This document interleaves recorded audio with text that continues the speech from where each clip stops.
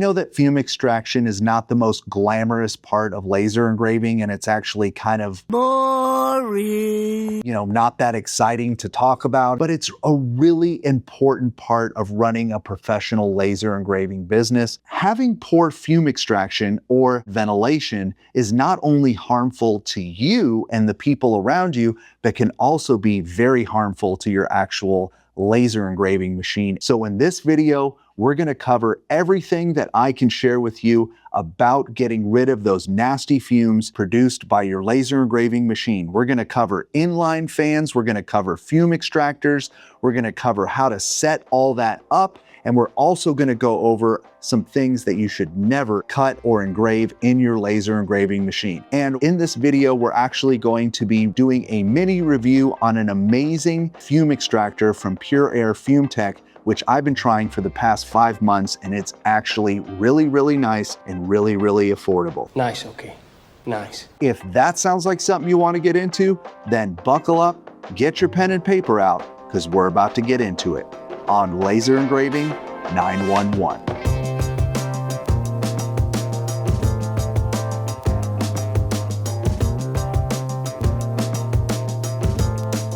Let's first talk about why having great fume extraction matters. And I know this is going to seem obvious to a lot of you, but there may be some things here that you might not consider. So when you're laser engraving any kind of material or laser cutting, you're producing smoke, you're producing fumes, you're producing VOCs. Wait, what? Volatile organic compounds that you definitely don't want to be breathing in, and you definitely don't want them hanging around in your shop. And that's where direct venting outside or having a really nice fume extractor matters. And it's not just to get rid of those nasty fumes so you don't breathe them in, it's also to protect your machine and the components within your machine. If you've got a weak inline fan, those fumes are building up inside of your machine. They're making your lenses dirty, they're making your mirrors dirty, and they're corroding the inside of your machine because you don't have enough extraction going on. If you have dirty lenses and you have dirty mirrors, the quality of your engraving is going to go.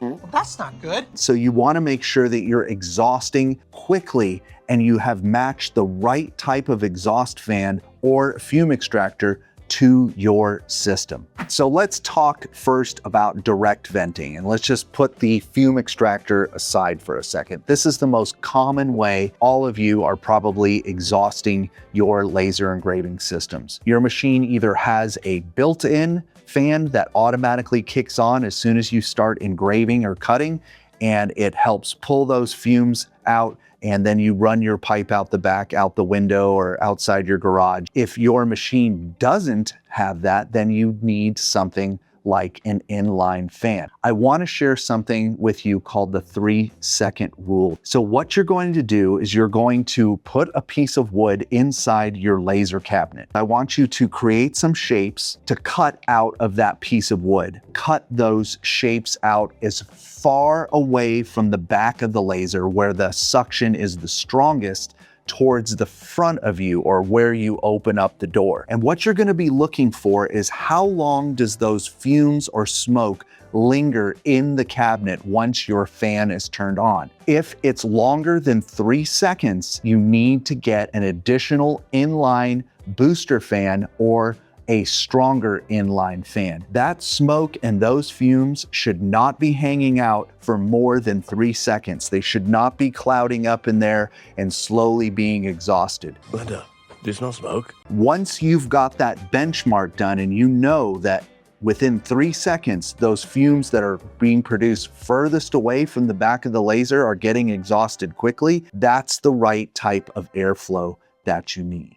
All right, so let's talk about those booster fans and let's talk about those inline fans. Let's pretend that you have a laser engraving system that has a built-in weak fan, or you have none at all. You have nothing. One of the mistakes that I see people make all the time is they think that if they just run a hose out the back of their laser and immediately put that inline fan right behind that, they're gonna get the most suction from that laser. That's totally fine if the window's like 3 or 4 feet away. But what if your window is further away, like 10 feet away? When you're using an inline fan, what you need to do is make sure that you put that fan as close to the final point of exit as possible. Wherever that window is, you want to mount it on the wall, put it on a table, because you want to be pulling the fumes out of your laser, not pushing them down the long run. This is really important because it's going to cause less stress on the fan,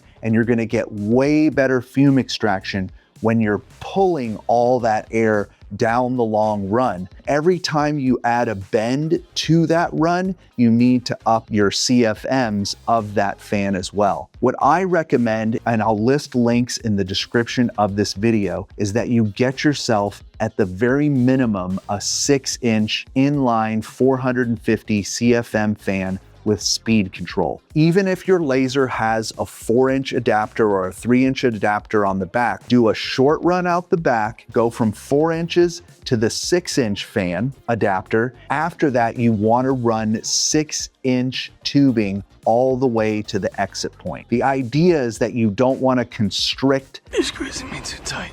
that 6-inch and have 4-inch pipe running into it and out of it. You want to try to keep the piping at 6 inches as long as possible. If you're just using a booster fan because your system has built-in fan that's already kicking on when you start laser engraving and you just need a little boost to achieve that 3-second rule, that's why having all these inline fans with speed control is extremely important, because you don't want to overclock the fan that's already running inside of the laser machine. You just want to boost it with the inline fan just enough to help get those fumes out of there. So I think now that we've covered inline fans a little bit, it's time to talk about fume extractors. I use fume extractors exclusively in my shop because I don't have any windows in my shop. Everything I use here is hooked up to a fume extractor. What is a fume extractor? Some of you might already know what that is. You can see some of them on Amazon.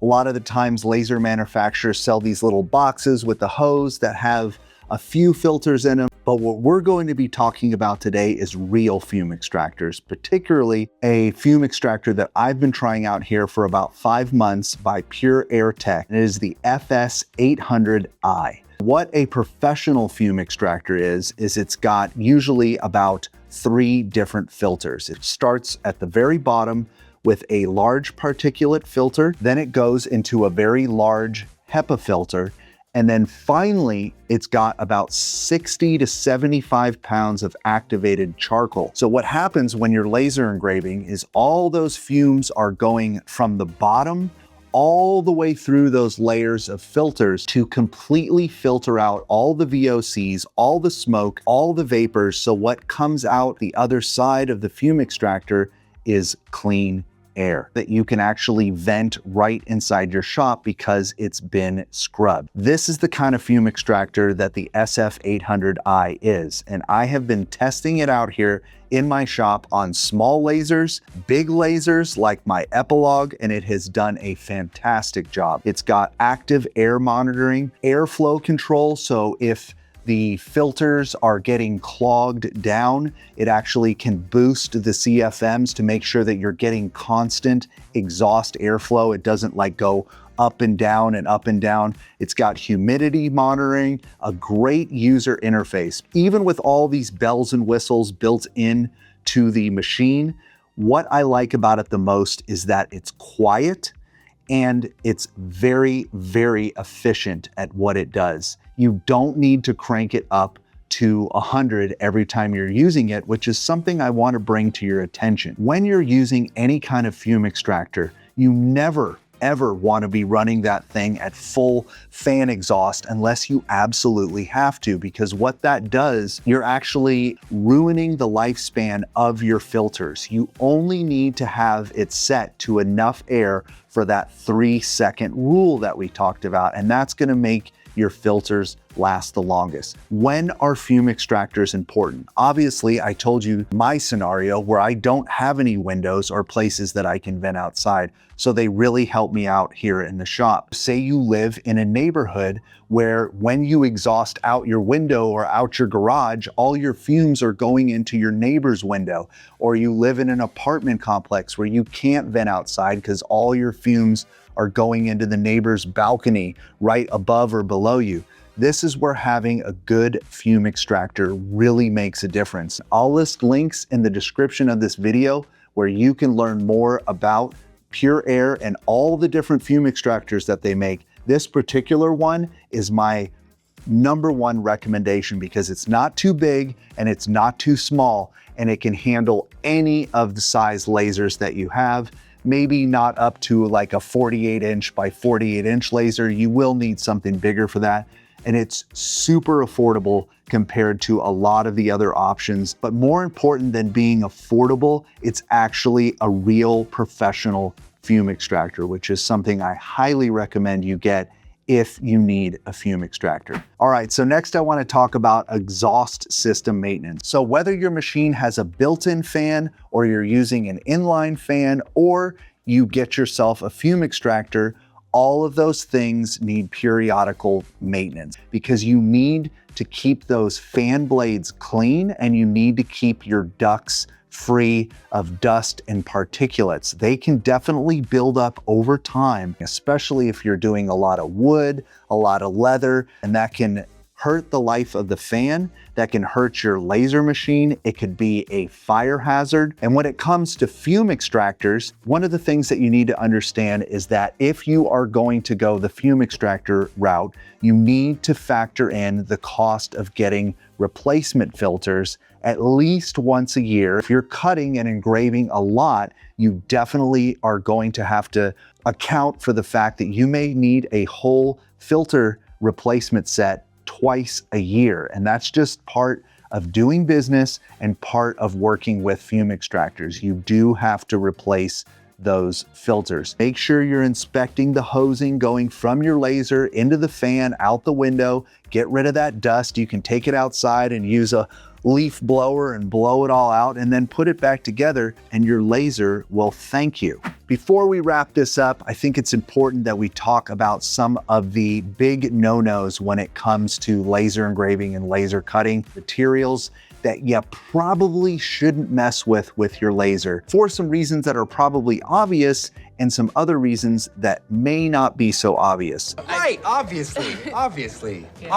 And the first one on the list is PVC, polyvinyl chloride. Yes, it definitely off-gasses some really nasty stuff that you do not want to breathe in at all.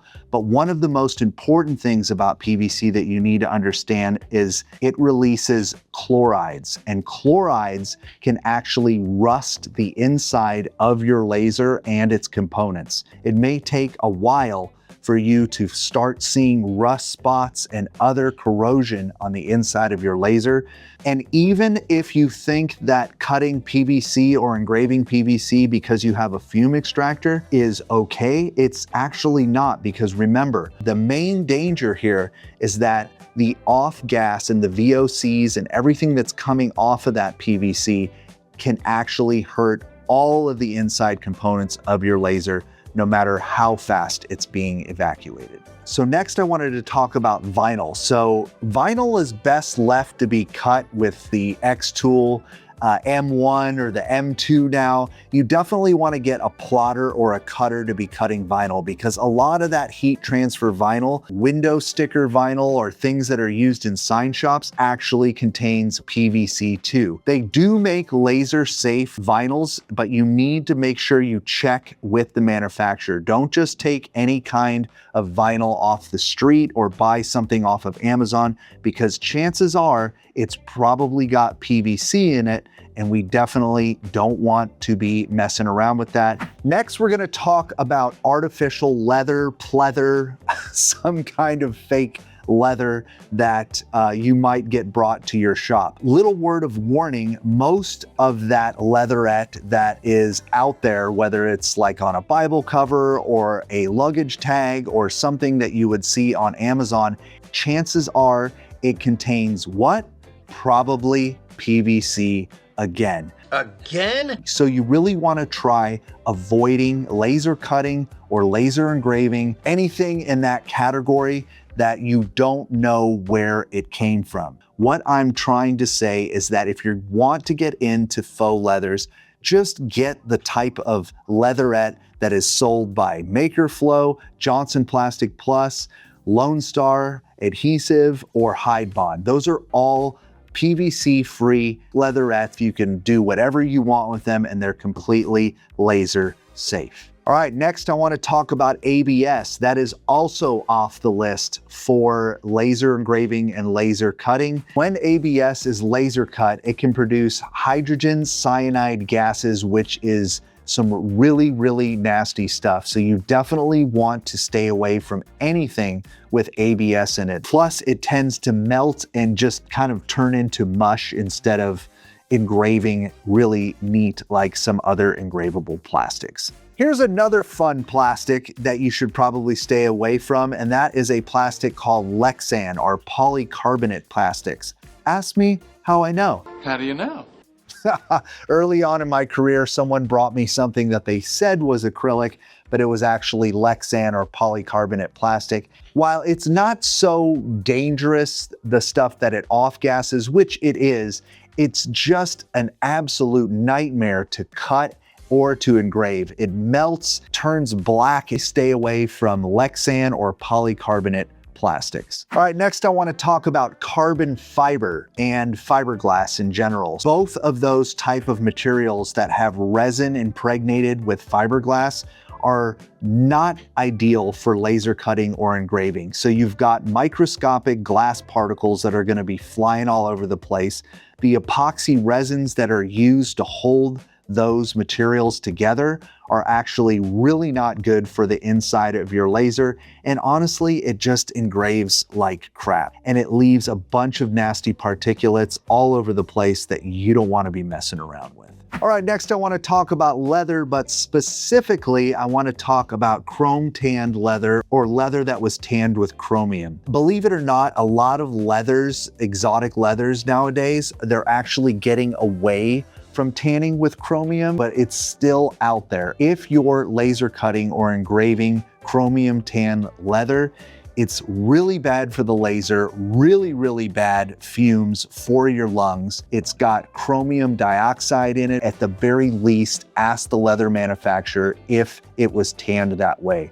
Personally, I like to stick to veg tan leathers, and I have a really good leather supplier that has all the details about their leather that I will list in a link in the description below. And you can ask them whether each of these types of leathers was chrome tanned or it was tanned in a more safe way that's not going to release those nasty gases. I do want to mention one more that is probably one of the biggest culprits for causing fires and a lot of problems, and that's getting into things like polystyrene foam and other foams that are not designed for laser cutting. One of the great foams that is designed for laser cutting is EVA foam, and actually cuts and engraves really, really well. But there's a lot of other packing foams that you really should avoid, especially polystyrene stuff.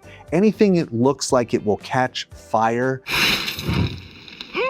So to wrap this section all up, look, it's just a general rule of thumb. If you don't know what the material is that a customer brought you or you're unsure, it's not worth ruining your laser, your lungs, or your shop for. All right, so I think that about wraps it up for this video. I really just wanted to kind of set some things straight when it comes to fume extraction in this video. And if you have any questions about fume extraction that I didn't cover, list them in the comments below. I'll try to do my best to get you the answers that you need. Thank you to the sponsors of this video, Pure Air. Their fume extractor is absolutely amazing and probably one of the most affordable professional fume extractors that I've come across in quite a while. I'll list a link in the description of this video if you guys want to check it out, and it might just suit your needs. So once again, I want to thank you all for coming over to Laser Engraving 911. I couldn't do this without you. And until next time, we'll see you around on Laser Engraving 911.